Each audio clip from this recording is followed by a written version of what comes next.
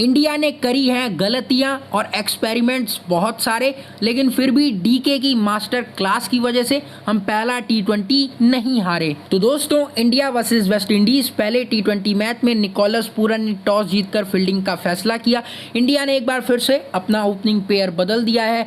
जैसा कि आप सबको पता ही है, केएल राहुल की एब्सेंस में रोहित शर्मा और ऋषभ पंत ओपनिंग कर रहे थे, लेकिन इस मैच में सूर्य कुमार यादव, जो ऑलरेडी मिडल ऑर्डर में अच्छे स्ट्राइक रेट के साथ इंपैक्टफुल रन्स बना रहे थे, उनसे ओपनिंग कराई गई। ये मूव किसी को कुछ खास समझ में नहीं आया, जबकि ऋषभ पंत, जो कि मिडल ऑर्डर में खास तौर पर टी20 फॉर्मेट में कुछ खास कर नहीं पाते, वो फंस जाते हैं स्पिनर्स के आगे।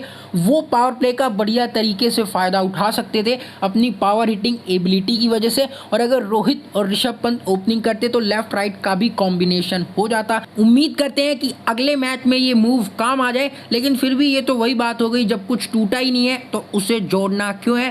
खैर, इस मैच में कैप्टन रोहित शर्मा ने रिस्पॉन्सिबिलिटी वाली इनिंग खेली है, क्योंकि जब शुरुआत में लगातार विकेट्स गिर रहे थे तब उनके सिर्फ 15 गेंदों में 15 रन थे, लेकिन फिर उसके बाद उन्होंने बड़े बड़े शॉट्स भी लगाए और 44 गेंदों में 64 रनों की शानदार पारी खेली। और एक तरह से हम कह सकते हैं रोहित शर्मा ने ही वो शानदार प्लेटफॉर्म तैयार करके दिया था दिनेश कार्तिक को अच्छी तरह से फिनिश करने के लिए। डीके बैटिंग करने आए 15 ओवर्स के बाद। ये उनके लिए सबसे ज़्यादा सुइटेबल कंडीशंस होती हैं, लेकिन क्योंकि उनके साथ में आर अश्विन बैटिंग कर रहे थे, इसीलिए मजबूरन पहले 3 ओवर्स में उन्हें बॉलर्स को रिस्पेक्ट देनी पड़ी।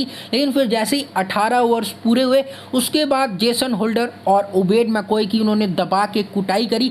दोनों के अगेंस्ट चौकों और छक्कों की छड़ी लगा दी एक तरह से, और एक टाइम पे इंडिया के लिए 160 रन बनाना भी काफ़ी मुश्किल लग रहा था, लेकिन डीके ने अपनी इस मास्टर क्लास की वजह से इंडिया को 190 रनों तक पहुंचा दिया। और जिस अंदाज से डीके इंडिया के लिए फिनिशर वाला रोल निभा रहे हैं टी20 वर्ल्ड कप में, तो आप इनको बिल्कुल खिलाओगे अपनी फर्स्ट प्लेइंग 11 में भी। अब दिक्कत होगी विराट कोहली और केएल राहुल को, जो इस समय बाहर हैं। ये प्लेइंग 11 में किसकी जगह पर आएंगे, वो बहुत बड़ा सवाल है। अब वेस्ट इंडीज की बैटिंग की क्या ही बात करें, वो किसी भी वक्त इस चेस के आसपास थे ही नहीं। लेकिन आप ये कमेंट करके ज़रूर बताना कि जब विराट कोहली और केएल राहुल प्लेइंग 11 में वापस आएंगे तो वो किसकी जगह लेंगे।